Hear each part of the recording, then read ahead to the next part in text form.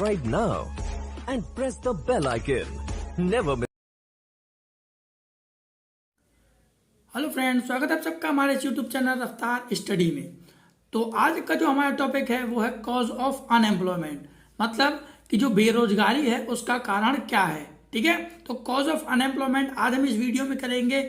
जैसा कि हम लोग समझते हैं, जानते हैं या फिर देखते हैं कि जो अनएम्प्लॉयमेंट है वो काफी ज्यादा मात्रा में बढ़ता जा रहा है। ठीक है, तो वही जो अनएम्प्लॉयमेंट है उसके बारे में हम समझेंगे कि जो अनएम्प्लॉयमेंट है उसका कारण क्या है और अनएम्प्लॉयमेंट है वो इतना तेजी रेट से क्यों बढ़ता जा रहा है। प्रीवियस वीडियो में हमने अपने डिस्कशन किया था कि अनएम्प्लॉयमेंट है, जो अनएम्प्लॉयमेंट टर्म है उसका क्या मतलब होता है, मतलब कि बेरोजगारी है वो क्या होती है। एक शॉर्ट डेफिनेशन में यदि मैं बताना चाहूं आपको, तो अनएम्प्लॉयमेंट एक ऐसी सिचुएशन है जहां पर पीपल्स हैं जो कि अपने बेसिक रिक्वायरमेंट्स होता है उनका, जो कि फुलफिलमेंट नहीं कर पाते हैं। कॉल्ड क्या कहते हैं उसको, हम अनएम्प्लॉयमेंट कहते हैं। क्योंकि अनएम्प्लॉयमेंट एक ऐसी सिचुएशन है, बेरोजगारी एक ऐसी परिस्थिति है जिसमें जो सामान्य जो लोग हैं वो अपनी जो रिक्वायरमेंट्स होती हैं बेसिक, उनको फुलफिलमेंट नहीं कर पाते हैं। उस परिस्थिति को क्या कहते हैं, हम अनएम्प्लॉयमेंट कहते हैं, बेरोजगारी, जहां पर उनको फूड, शेल्टर ये सब नहीं मिल पाता है। ठीक है ना, तो उसको हम कहते हैं अनएम्प्लॉयमेंट। तो आइए आज हम समझते हैं कॉज ऑफ अनएम्प्लॉयमेंट, कि अनएम्प्लॉयमेंट का क्या कारण होता है। तो देखिए, पहला कारण क्या है, slow economic growth. Slow economic growth है उसके कारण अनएम्प्लॉयमेंट होता है। देखिए क्या कहता है slow economic growth, India economic is under development and it's rate of growth is very slow. जैसा कि हमको पता है कि इंडिया की जो इकोनॉमी है वो अंडर डेवलपमेंट है, उसको अंडर डेवलप्ड कहते हैं। जो अंडर डेवलप्ड है उसका भी हमने एक प्रीवियस वीडियो बनाया है। And it's rate of growth is very slow, और जो इंडिया का जो रेट ऑफ ग्रोथ है, ग्रोथ का जो रेट है वो भी कैसा है, वेरी स्लो, मीन्स बहुत ज्यादा स्लो है। Slow growth rate fail to generate the enough employment opportunities, मतलब कि जो स्लो ग्रोथ रेट है वो जितना अपॉर्चुनिटीज अनएम्प्लॉयमेंट के लिए चाहिए वो इनफ है, मतलब कि नहीं कर पा रहा है, उतना अपॉर्चुनिटीज नहीं है लोगों के पास कि सभी लोगों को क्या मिल सके, रोजगार मिल सके। तो वो भी क्या है, इनफ है, एक लिमिट क्वांटिटी में कह सकते हैं।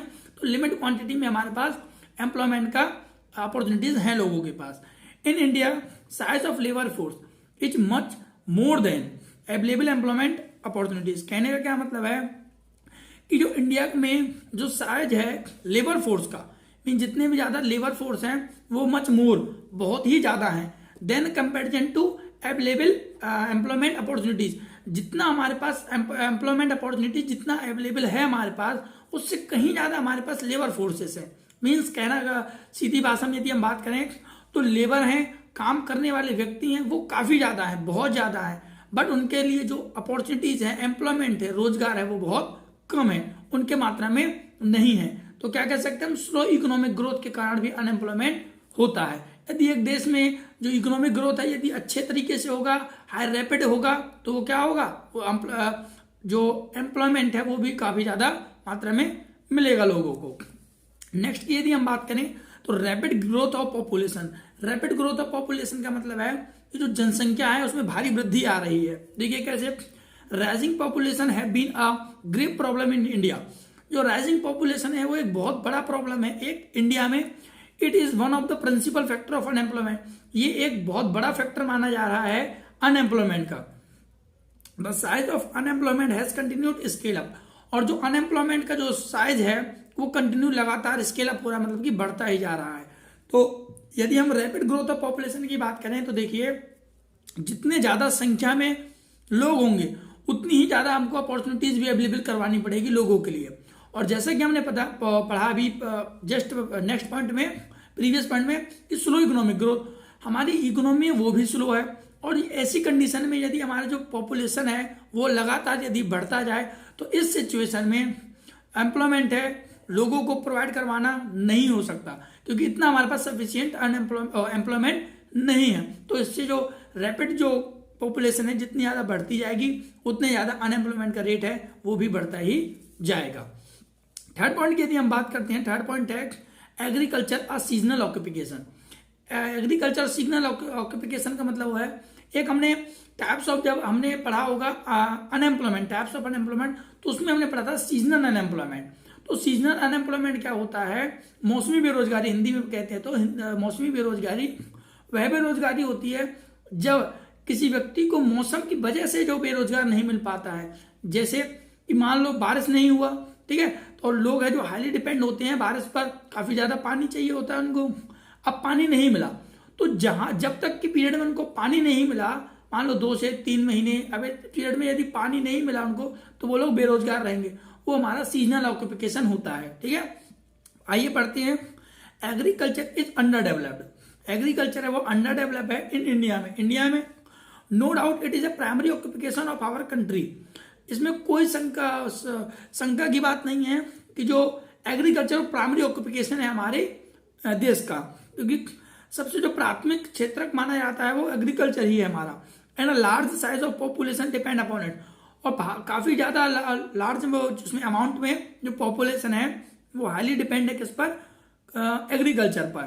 Farmer have no opportunities to work 3 और 4 मंथ इन अ ईयर। मैंने बताया ना कि जो फार्मर्स है उनको कोई भी अपॉर्चुनिटी नहीं मिल पाती है 3 से 4 महीने तक, तो वो क्या कहलाता है, सीजनल ऑक्यूपेशन कहलाता है, कह सकते हैं सीजनल अनएम्प्लॉयमेंट कहलाता है। 4th पॉइंट की जब हम बात करते हैं तो 4th पॉइंट क्या है, ज्वाइंट फैमिली सिस्टम, जिसको कह सकते हैं हिंदू अनडिवाइडेड फैमिली।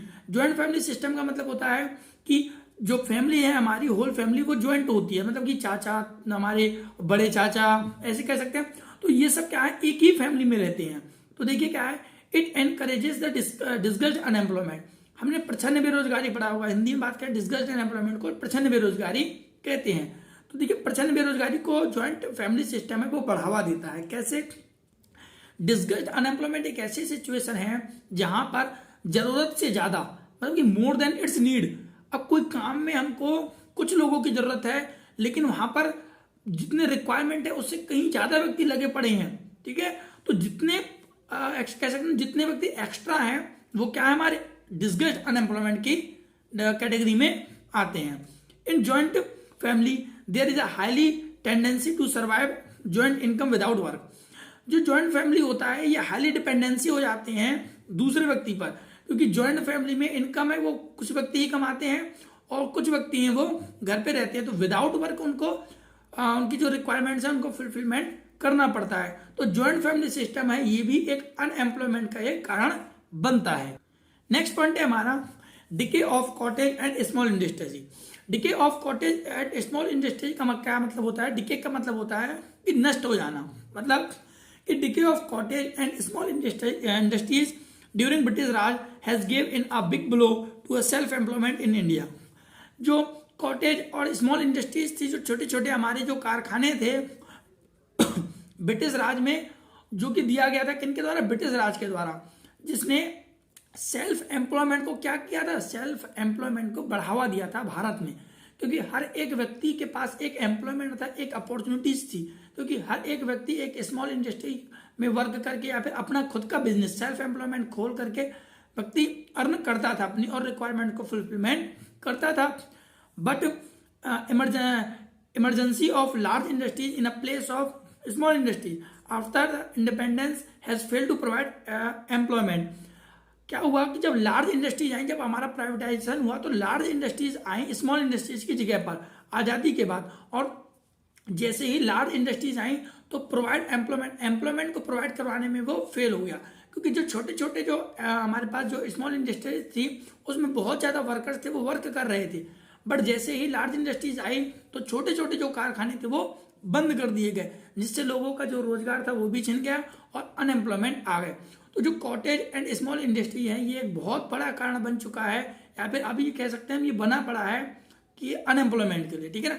यदि आज भी हम जो हमारी जो स्कीम चल रही है MSME, उसके द्वारा यदि हम स्मॉल इंडस्ट्रीज, यदि स्मॉल अपना खुद का बिजनेस यदि हम सेटअप करते हैं तो इससे क्या होगा, इससे एम्प्लॉयमेंट लोगों को मिलेगा।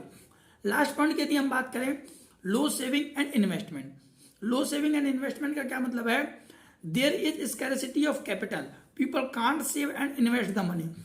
स्कैरसिटी ऑफ कैपिटल का क्या मतलब है, स्कैरसिटी का मतलब होता है कमी। यदि हमारे पास पूंजी में कमी होगा तो पीपल हैं वो ना तो सेव कर सकते हैं और ना ही पैसे को इन्वेस्ट कर सकते हैं। People because people only satisfy his wants. अब जो भी पैसा उन्होंने अर्न किया होगा अपनी कह सकते हैं अपनी लाइफ में, तो उनकी भी जो सेटिस्फाई, जो उनके वांट्स हैं, इच्छाएं हैं, उनको भी उनको सेटिस्फाई करना पड़ता है। हमारे देश में ऐसे बहुत से रोजगार हैं, बेरोजगारी हैं, या फिर कह सकते हैं जो व्यक्ति हैं वो रोज डेली वर्कर हैं, मतलब कि रोज अर्न करते हैं और रोज ही उनको अपने जो वांट्स हैं उनको क्या करते हैं, सेटिस्फाई करते हैं। तो जितना वो पैसा कमाते हैं पर डे वो लोग खर्च भी कर देते हैं। क्यों? क्योंकि उनकी जो वांट्स हैं वो उनके इक्वल टू हैं, जो उनकी रिक्वायरमेंट्स हैं it is equal to its earning. ठीक है, तो लोग हैं वो सेविंग नहीं कर पाते, ना ही इन्वेस्टमेंट कर पाते। बल्क ऑफ कैपिटल है invest in a large scale industry.